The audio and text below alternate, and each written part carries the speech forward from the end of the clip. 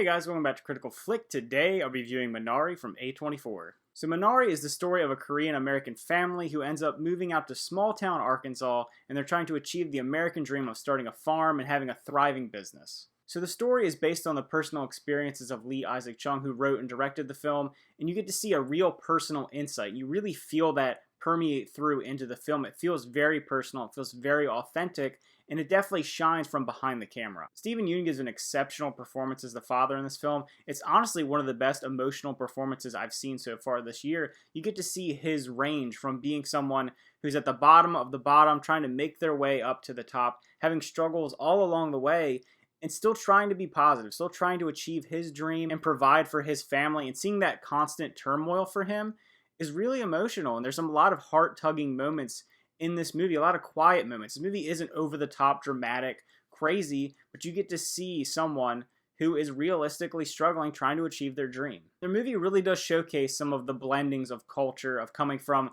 a Korean family into rural America, and you get to see that melting pot aspect. One of the things that makes America really interesting, and the fact that this is one of the most authentic examples of an American dream film, I think really says something about it. And on top of that theme working on an exceptional level, you also get to see the idea of family and how the family unit comes together, how when things get to the hardest points of their lives, you can always lean on your family. There's always struggle and interpersonal conflict, but at the end of the day, you have each other, and that's really all that matters. It's one of the best themes that's highlighted in this movie. While it is about, the American dream and trying to succeed, you do get to see what makes everything successful. And at the end of the day, a lot of it has to do with your relationships and the people in your lives. This movie's so well written that these characters feel so real and so authentic that you're constantly rooting for them. I could see how people might feel like this movie is a little bit slow, honestly. It has some slow moments to it, some quiet moments to it. But in those moments, you get a great deal of character development. You get a great deal of character moments in general. And the cinematography is also really well done. You get to see some well framed up and shot rural landscapes. You get to see their journey of trying to grow this farm, trying to develop into this thriving business that they want it to be. There's a lot of scenes of Steven Yeun's character in particular in the fields and his relationships with the people that are working with him. And I think all of it's really well shot, honestly.